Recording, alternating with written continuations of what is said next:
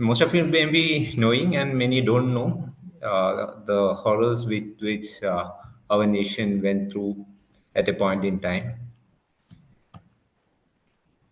There was destruction, there was defacement, and these horrors and destruction is what we see in our Hindu temples now. Any ancient temples which you go, you can see the horrors that happened at a point in time. You can see the hands, heads, legs, everything cut off. This is the situation that we have now, which points at a point in history which has not been closed till date. How and why I will show in the coming slides. So this is the destruction that our nation faced, and I can say with much certainty that the people, a large section of the people who are living now, has absolutely no idea of the horrors through which our ancestors went through. If you can just imagine, this is the defacement and this is the horrors that was committed on Hindu devadas in stones. You can imagine what would be the cruelty that would have been done to our ancestors. So this was the mindset that destroyed our nation, has caused tremendous destruction all over Bharat. So the results of invasions were destruction of heritage, capture of land, and the disconnect of the people from the roots. That is, people are just converted to those of other faith. And coming to now, if you can just see, this is the Humayun tomb which is under Archaeological Survey of India. You can have a basic idea of how neatly and how good it is maintained.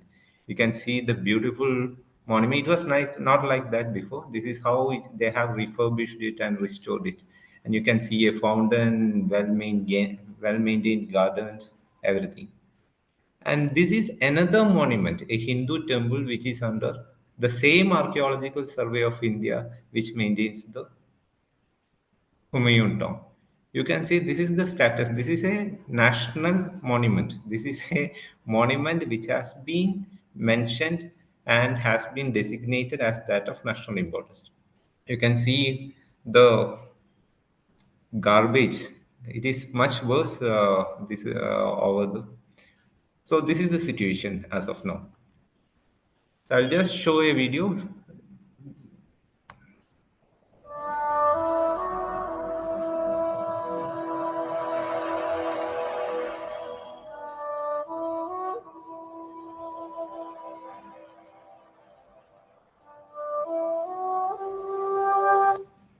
While the earlier photo was from Rajasthan, this is from Madhya Pradesh.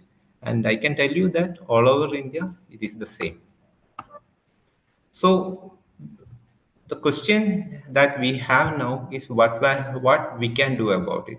I can endlessly post photos from across India and create outrage, and then move on to the next, create outrage, and move on like that. But at the end of the day, it will remain as it is. So when we have seen the situation some 7 8 years back, it actually some time back. So we wanted to know why nobody could do anything about it. And we wanted to try to do something about it. And the only way we can do about it is to focus. So we decided that we will focus on one district. We will try to do what has to be done for betterment of the situation. And that is how we focused in Kerala. And in Kerala, there is a place called Malappuram, which is one of the most, I would say that a fundamentalist and a district with minority Hindu population in India. So we decided to start this heritage conservation and the temple restoration process in the Malappuram district of Kerala. As you may be knowing, Kerala had its own share of invasions and destructions. It started with this sword that the Indians have seen from 1,000 years back. In Kerala, it was just held by a tyrant named Tipu Sultan. He and his father caused tremendous destruction and massacre in Kerala. After the Tipu and Hyder Ali invasion, started the Moplah riots. Many of you will be knowing the 1921 Moplah riots, but it was only the worst. It was not the first and it was not the last. It was just the worst which got to be talked about throughout the world due to its cruelty. So all these were focused on the northern part of Kerala, which is known as Malabar. And if you see, think that this is what happened maybe 100 years back to 50 years back. I would like to show a video of what is the situation in Malappuram.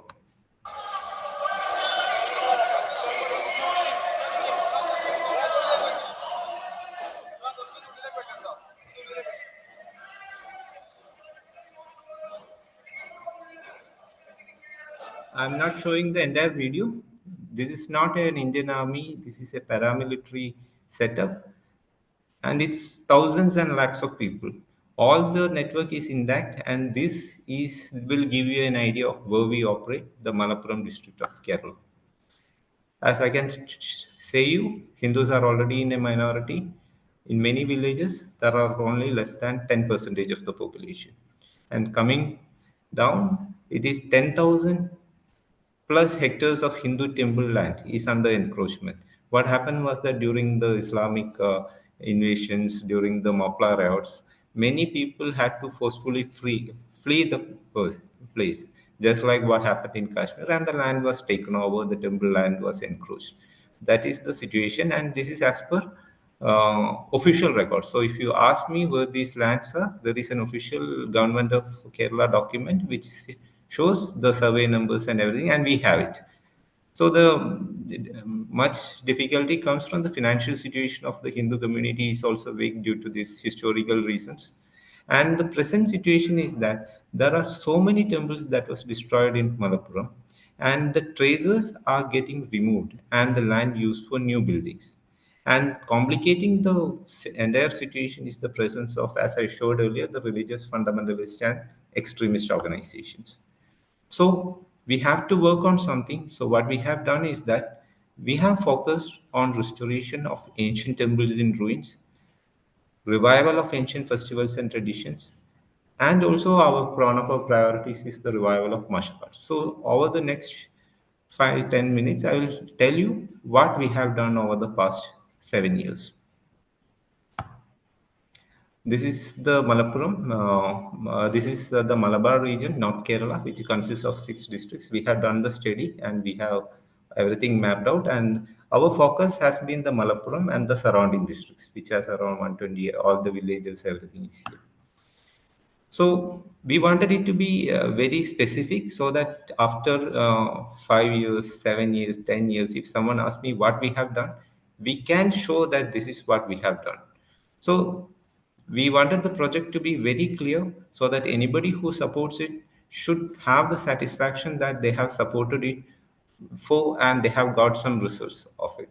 Because what we have seen before when we started the whole project was that people used to say hundreds of temples, thousands of temples were destroyed. But when were, nobody knows. Yeah, so we wanted to focus if some destruction has happened, where the destruction has happened, people should know the story. So we started with the project that we will focus on 300 ancient temples. We will first document them, we will find out them, and then we will restore them. So the first phase of the project, it included, we have located and documented 160 destroyed ancient temples. So if you ask me the history, where these are, we have already documented it and we have already published it in the websites. And the situation is similar to that in North India. There are no heads, legs, uh, it's a very difficult situation. So what we have done is that, as told earlier, we cannot just see it, photograph it, publish in the website, and go move forward. So automatically came the necessity to rebuild those temples. Rebuilding is more difficult because of the legal situations, the fundamentalist organizations, due to the presence of fundamentalist organization, and most of them were land were encroached. All these difficulties were there, but we have done something, and I will show you what we have done. And the attempt behind all this is to protect the local community, strengthen and empower them. This is the videography we have done. We have published it in the YouTube. It has around 100 videos. I can show you one example. This is one temple. You can see the head and everything. Head is cut off. So we just restored it. So here, what happened was that there was no way to the temple, and without a pathway to the temple, it was very difficult to take the materials and everything. So we had to talk to the people, and anyhow we solved the situation. Our strategy is not to create more problems because there is already so much problem. So whatever the situation is, we contain it locally, and we are more solution oriented, and not like we want to show up in some news or create news in headlines or something. So we keep a log profile and work towards the results. And the result is that this ancient temple, as you can see, these deities now they are worshipped daily. And it has also caused a revival of the local traditions and culture. This is another temple which we have done. I'll just show a 30 seconds video. There you can see the transformation that happened.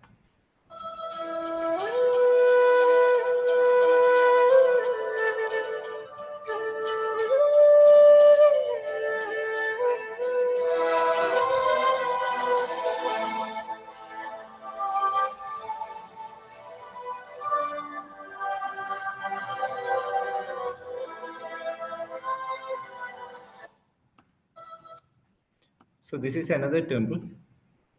So you can see this is the methodology is the same. Vigraha is mutilated, the land is captured, and the people are converted. So we are reversing the whole process. I will explain the strategy in the next slides. What we are attempting through this. So this is just examples I am rushing through because there is no time. Actually, each of these projects are a PowerPoint presentation of its own due to the complexities involved and the difficulties we faced and the solutions we found out. All these are restored temples.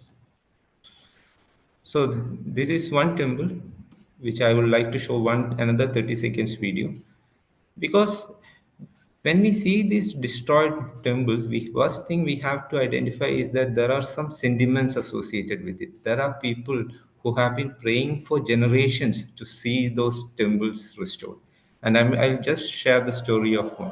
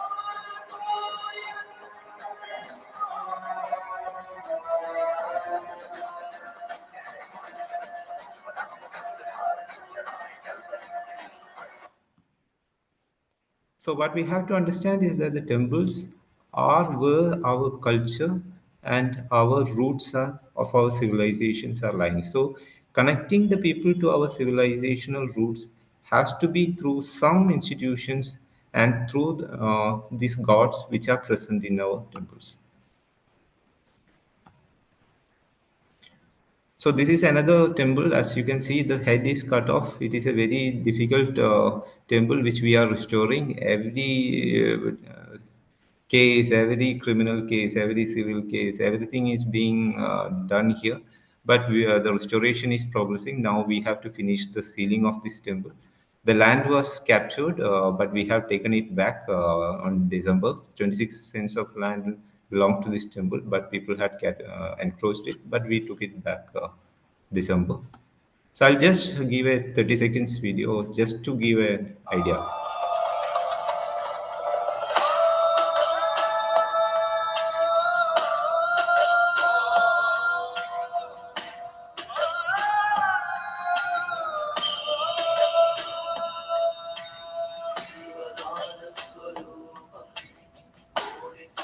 प्रकाशम् सत्यधर्मप्रदीपम् नित्यसुखसिद्धिदात्मरूपम् सकलयोगयोगेशम् विमलभुवनान्तर्वासम्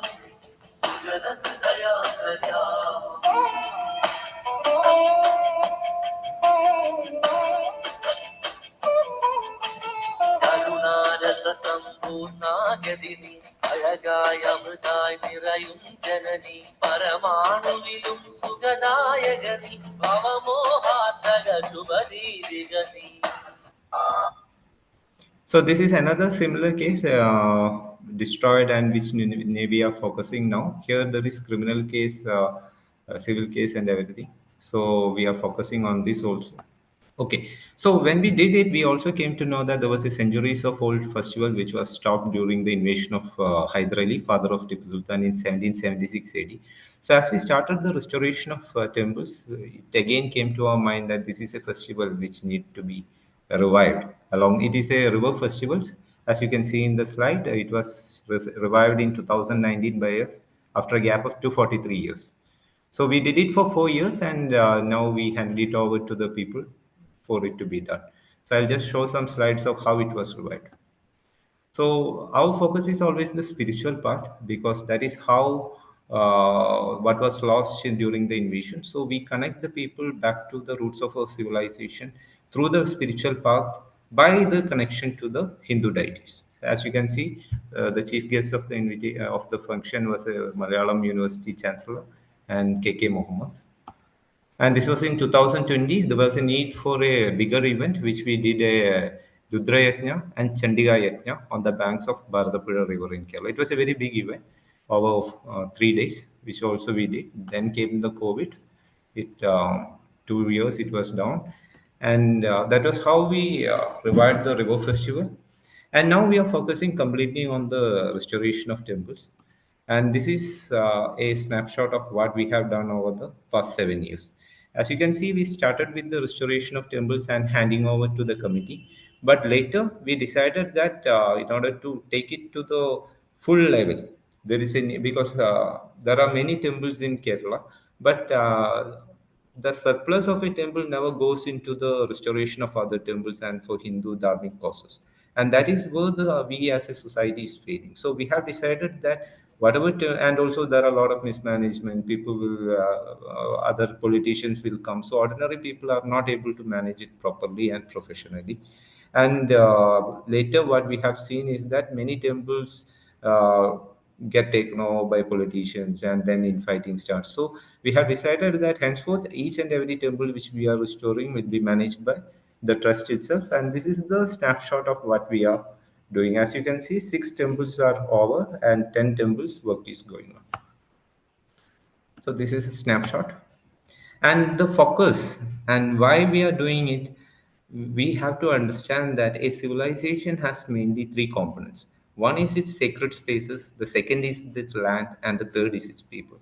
And you can see any civilization, they crumbled because they lost the sacred spaces, they lost the land, and they lost the people. And if you take it the case of India also, we lost Afghanistan, Pakistan, Bangladesh. What happened in these places is that first was the destruction of temples, and then the capture of the land, and then the conversion of the people. And if you want the process to be blocked and the revival had to happen, we have to return to the earlier situation. We have to reverse the process. And this has been to a large extent, this has been possible due to the tremendous support given by Rahul Dhawan, Sarayu Foundation, and the Hindu Fund.